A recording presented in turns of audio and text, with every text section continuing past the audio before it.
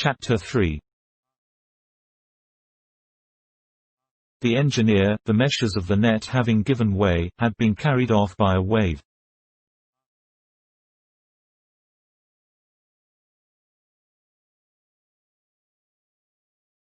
His dog also had disappeared. The faithful animal had voluntarily leaped out to help his master.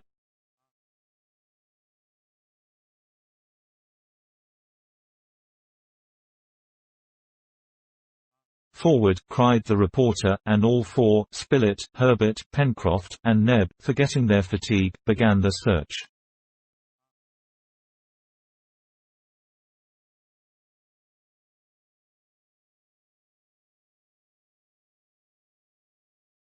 Poor Neb shed bitter tears, giving way to despair at the thought of having lost the only being he loved on earth.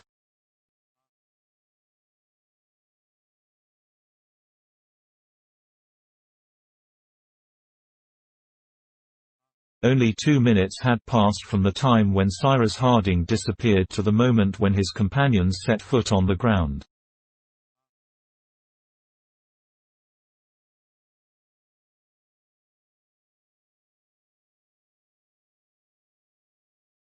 They had hopes therefore of arriving in time to save him.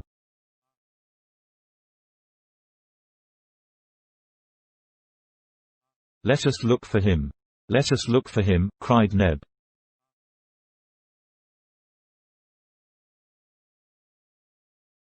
"Yes, Neb," replied Gideon Spilett, "and we will find him too."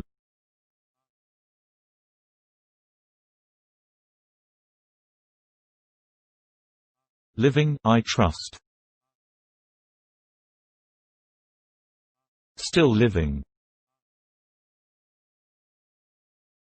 "Can he swim?" asked Pencroft. "Yes," replied Neb, "and besides, Top is there."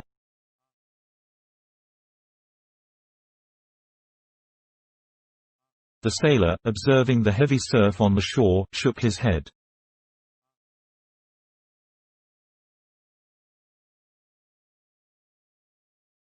The engineer had disappeared to the north of the shore, and nearly half a mile from the place where the castaways had landed.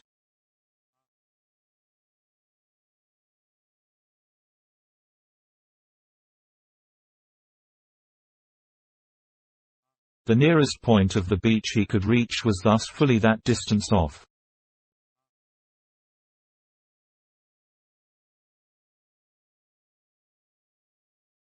It was then nearly 6 o'clock. A thick fog made the night very dark.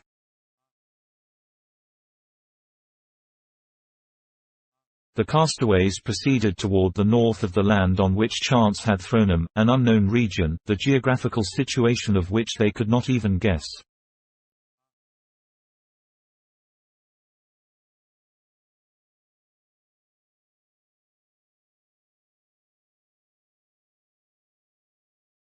They were walking upon a sandy soil, mingled with stones, which appeared destitute of any sort of vegetation.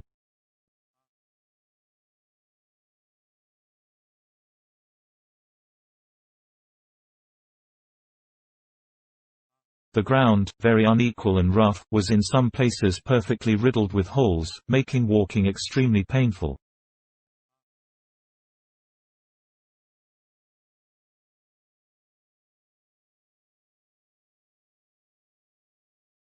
From these holes escaped every minute great birds of clumsy flight, which flew in all directions.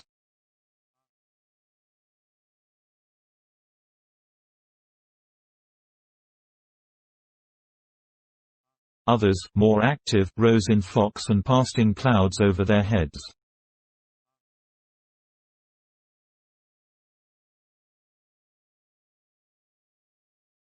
The sailor thought he recognized gulls and cormorants, whose shrill cries rose above the roaring of the sea.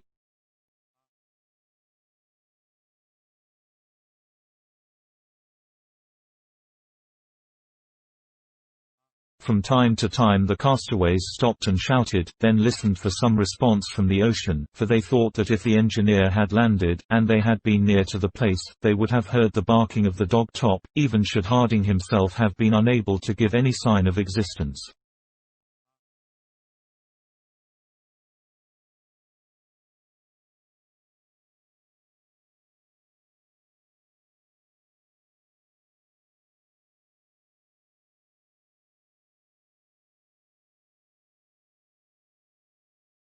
They stopped to listen, but no sound arose above the roaring of the waves and the dashing of the surf. The little band then continued their march forward, searching into every hollow of the shore.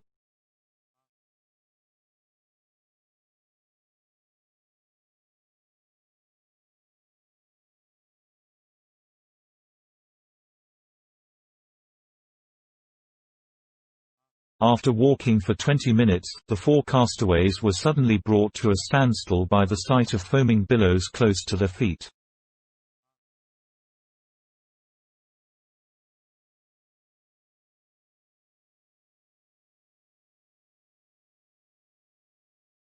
The solid ground ended here. They found themselves at the extremity of a sharp point on which the sea broke furiously.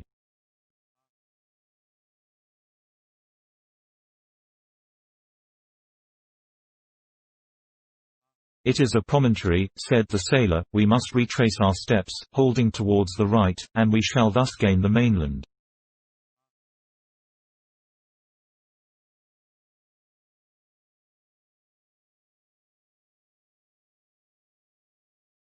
"But if he is there," said Neb, pointing to the ocean, whose waves shone of a snowy white in the darkness.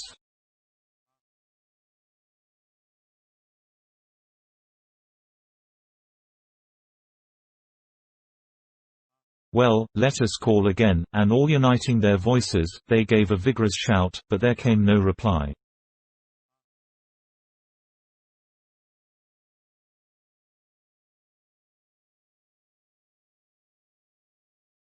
They waited for a lull, then began again, still no reply.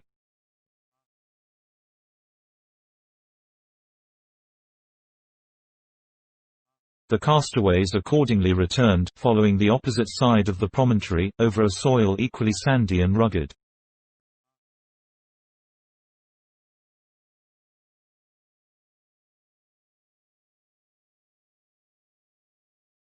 However, Pencroft observed that the shore was more equal, that the ground rose, and he declared that it was joined by a long slope to a hill, whose massive front he thought that he could see looming indistinctly through the mist.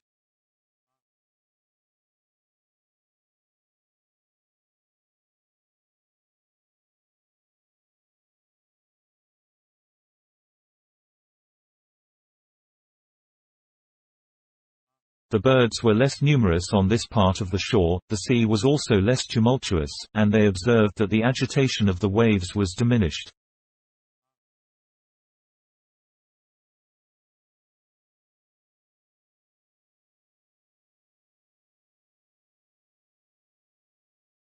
The noise of the surf was scarcely heard.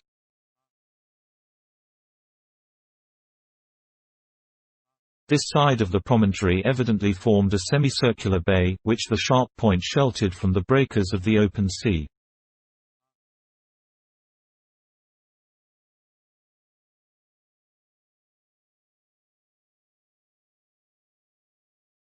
But to follow this direction was to go south, exactly opposite to that part of the coast where Harding might have landed.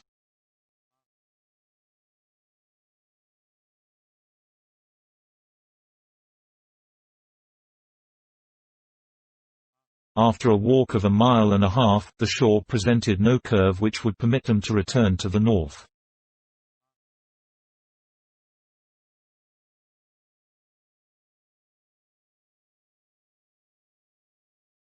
This promontory, of which they had turned the point, must be attached to the mainland.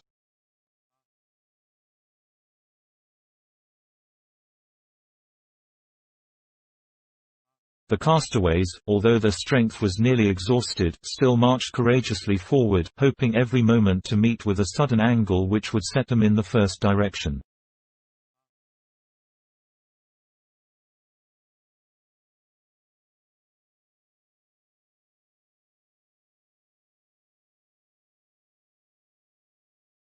What was their disappointment, when, after trudging nearly 2 miles, having reached an elevated point composed of slippery rocks, they found themselves again stopped by the sea.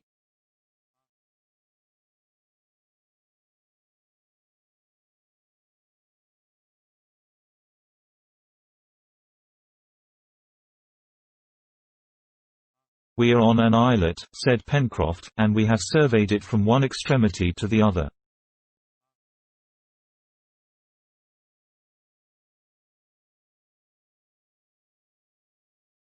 The sailor was right, they had been thrown, not on a continent, not even on an island, but on an islet which was not more than 2 miles in length, with even a less breadth.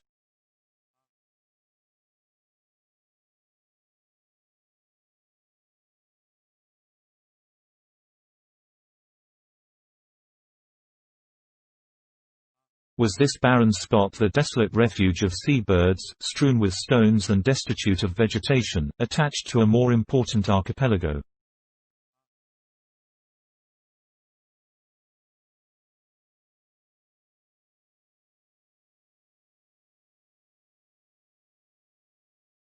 It was impossible to say. When the voyagers from their car saw the land through the mist, they had not been able to reconnoiter it sufficiently.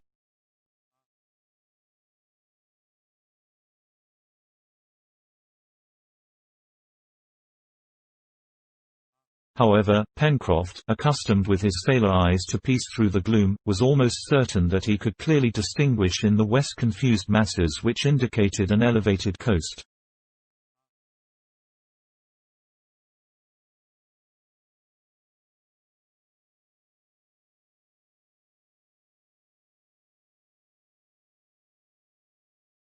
But they could not in the dark determine whether it was a single island, or connected with others. They could not leave it either, as the sea surrounded them. They must therefore put off till the next day the search for the engineer, from whom, alas, not a single cry had reached them to show that he was still in existence.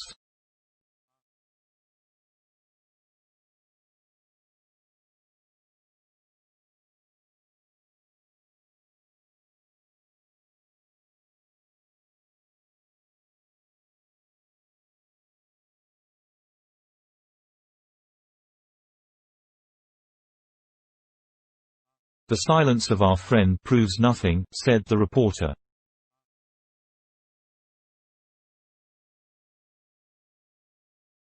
"Perhaps he has fainted or is wounded, and unable to reply directly, so we will not despair."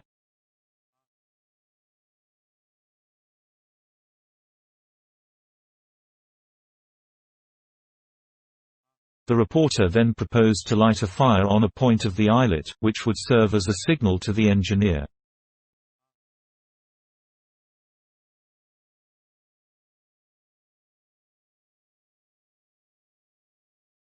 But they searched in vain for wood or dry brambles, nothing but sand and stones were to be found.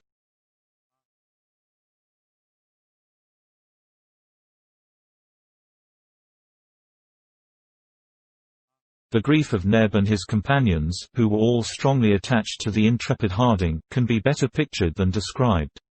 It was too evident that they were powerless to help him.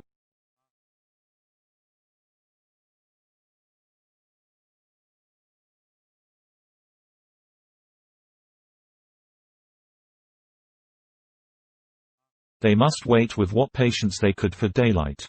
Either the engineer had been able to save himself, and had already found a refuge on some point of the coast, or he was lost forever.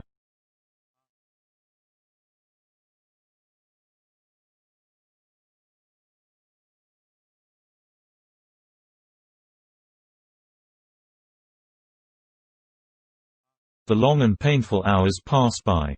The cold was intense.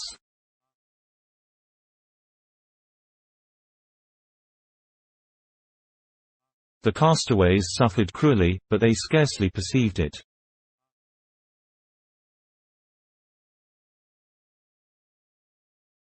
They did not even think of taking a minute's rest.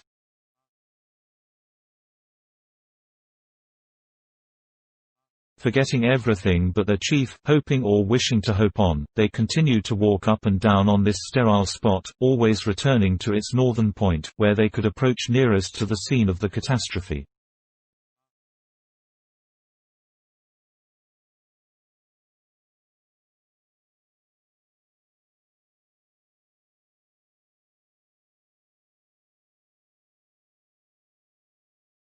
They listened, they called, and then uniting their voices, they endeavored to raise even a louder shout than before, which would be transmitted to a great distance.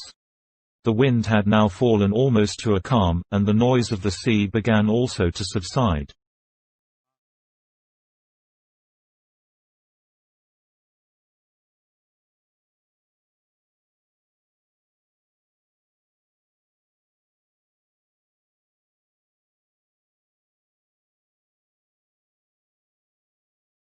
One of Neb's shouts even appeared to produce an echo.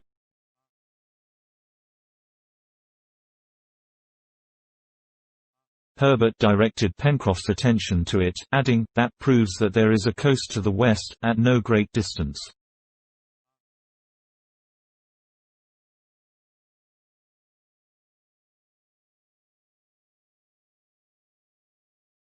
The sailor nodded. Besides, his eyes could not deceive him.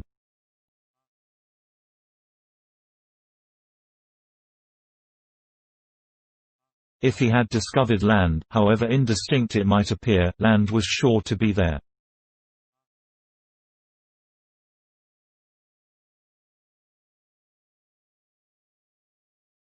But that distant echo was the only response produced by Neb's shouts, while a heavy gloom hung over all the part east of the island.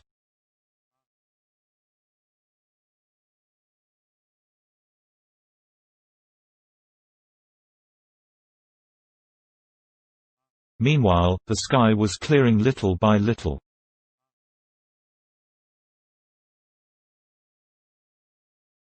Towards midnight the stars shone out, and if the engineer had been there with his companions he would have remarked that these stars did not belong to the northern hemisphere.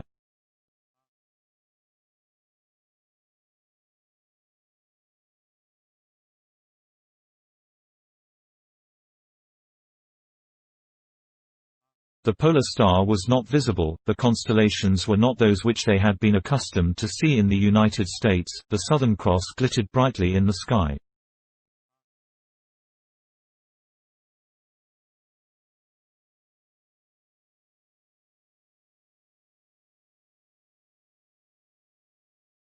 The night passed away. Towards 5 o'clock in the morning of the 25th of March, the sky began to lighten, the horizon still remained dark, but with daybreak a thick mist rose from the sea, so that the eye could scarcely penetrate beyond 20 feet or so from where they stood.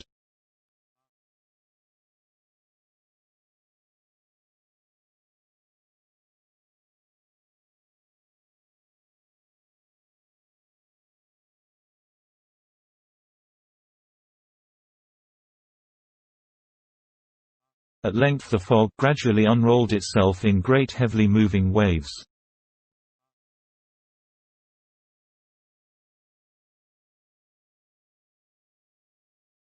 It was unfortunate, however, that the castaways could distinguish nothing around them.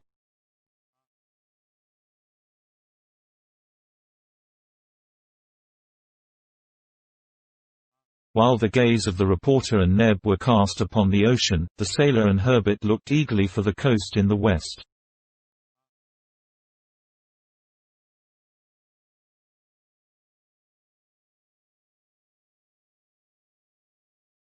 But not a speck of land was visible. "Never mind," said Pencroft, "though I do not see the land, I feel it, it is there, as sure as the fact that we are no longer at Richmond."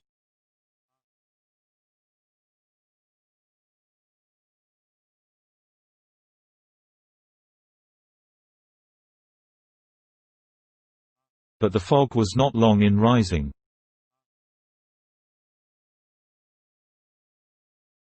It was only a fine weather mist. A hot sun soon penetrated to the surface of the island.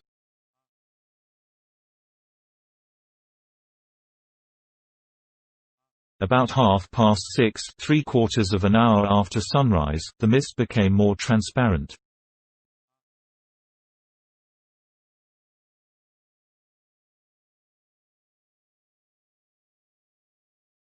It grew thicker above, but cleared away below.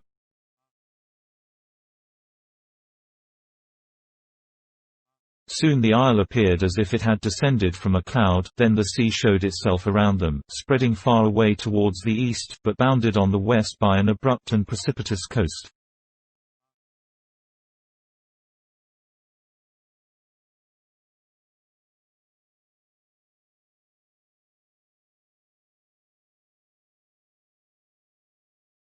Yes. The land was there. Their safety was at least provisionally ensured.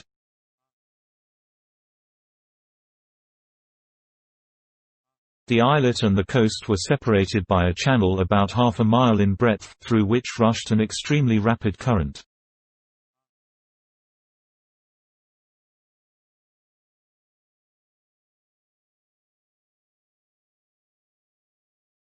However, one of the castaways, following the impulse of his heart, immediately threw himself into the current, without consulting his companions, without saying a single word.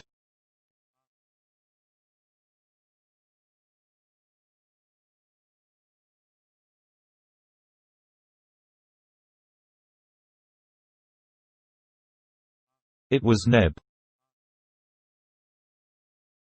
He was in haste to be on the other side, and to climb towards the north.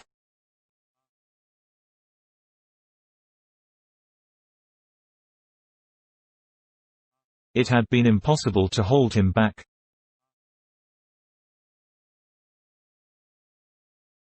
Pencroft called him in vain. The reporter prepared to follow him, but Pencroft stopped him.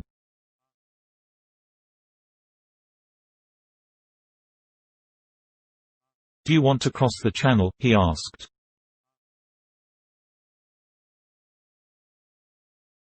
"Yes," replied Spilett. "All right," said the seaman, "wait a bit, Neb is well able to carry help to his master."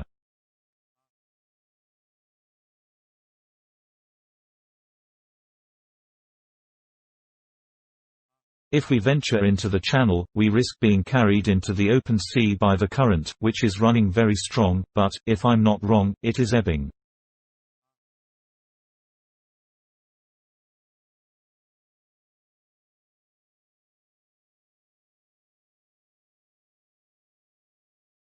"See, the tide is going down over the sand."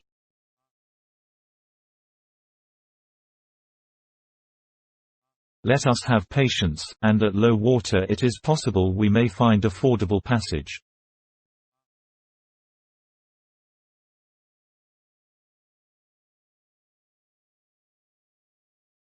"You are right," replied the reporter, "we will not separate more than we can help."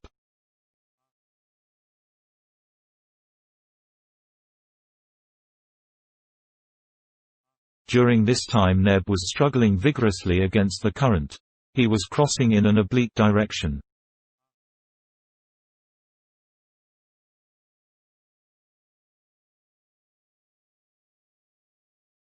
His black shoulders could be seen emerging at each stroke.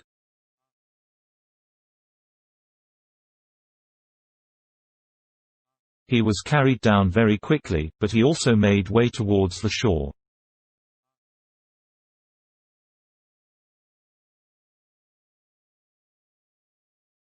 It took more than half an hour to cross from the islet to the land, and he reached the shore several hundred feet from the place which was opposite to the point from which he had started.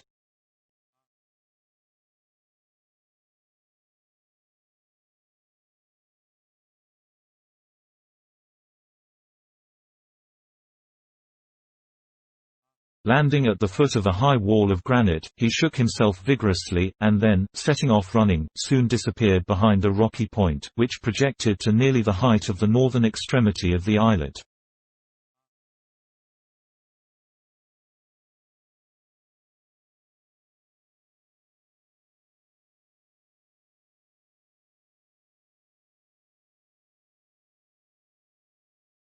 Neb's companions had watched his daring attempt with painful anxiety, and when he was out of sight, they fixed their attention on the land where their hope of safety lay, while eating some shellfish with which the sand was strewn.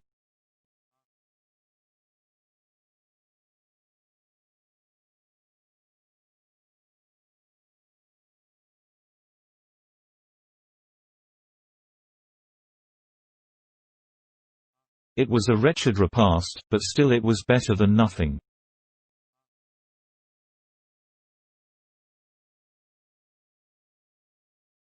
The opposite coast formed one vast bay, terminating on the south by a very sharp point, which was destitute of all vegetation, and was of a very wild aspect.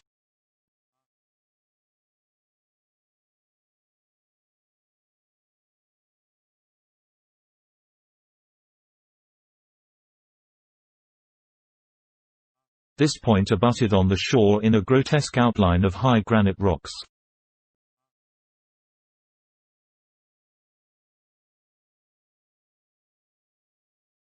Towards the north, on the contrary, the bay widened, and a more rounded coast appeared, trending from the southwest to the northeast, and terminating in a slender cape.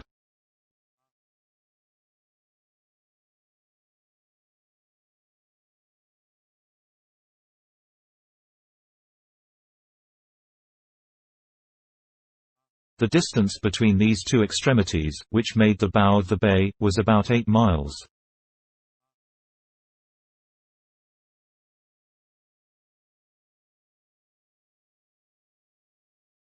Half a mile from the shore rose the islet, which somewhat resembled the carcass of a gigantic whale.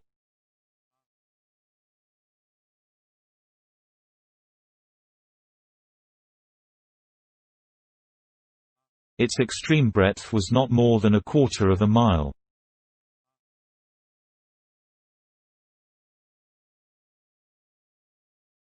Opposite the islet, the beach consisted first of sand, covered with black stones, which were now appearing little by little above the retreating tide.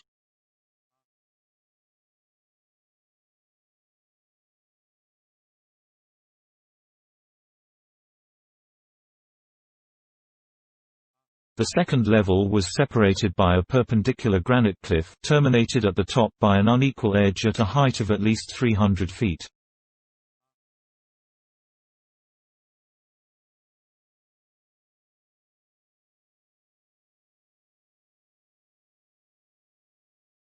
It continued thus for a length of 3 miles, ending suddenly on the right with a precipice which looked as if cut by the hand of man.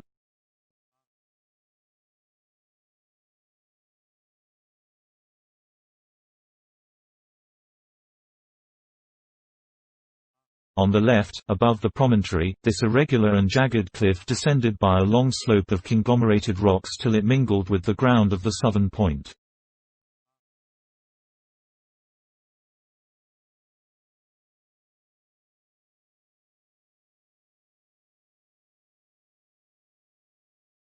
On the upper plateau of the coast not a tree appeared.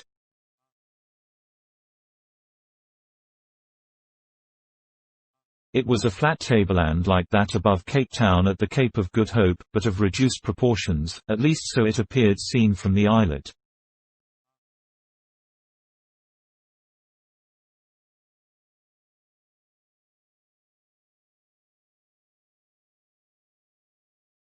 However, verdure was not wanting to the right beyond the precipice.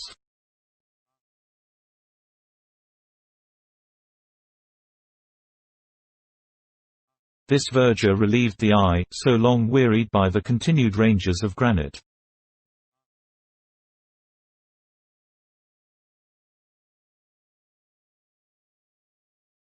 Lastly, beyond and above the plateau, in a northwesterly direction and at a distance of at least 7 miles, glittered a white summit which reflected the sun's rays.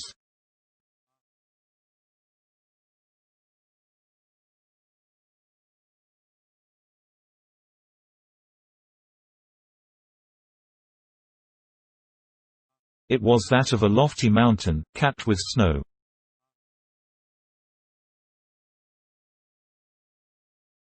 The question could not at present be decided whether this land formed an island, or whether it belonged to a continent.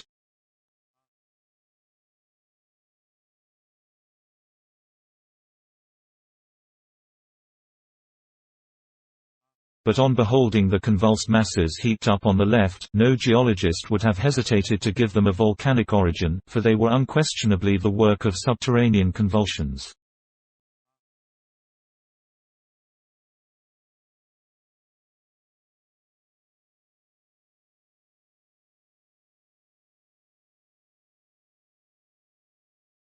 Gideon Spilett, Pencroft, and Herbert attentively examined this land, on which they might perhaps have to live many long years, on which indeed they might even die, should it be out of the usual track of vessels, as was likely to be the case.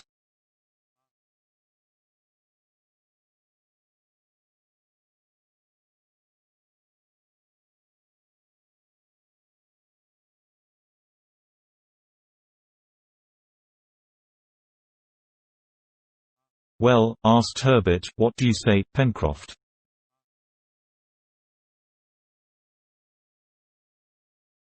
"There is some good and some bad, as in everything," replied the sailor.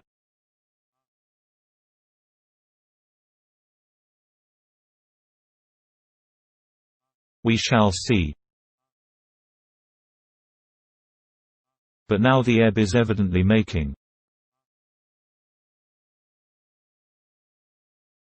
In 3 hours we will attempt the passage, and once on the other side, we will try to get out of this scrape, and I hope may find the captain."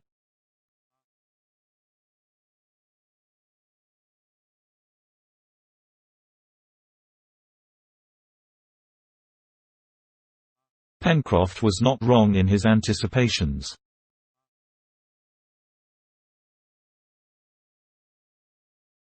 3 hours later at low tide, the greater part of the sand forming the bed of the channel was uncovered.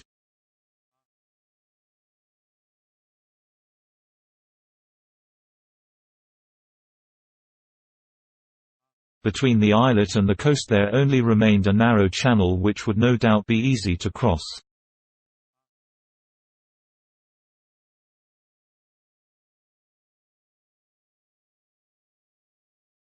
About 10 o'clock, Gideon Spilett and his companions stripped themselves of their clothes, which they placed in bundles on their heads, and then ventured into the water, which was not more than 5 feet deep.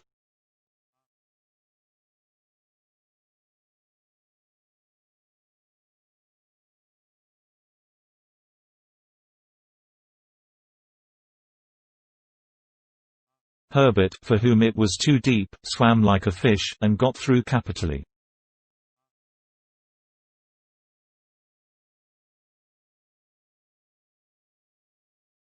All three arrived without difficulty on the opposite shore.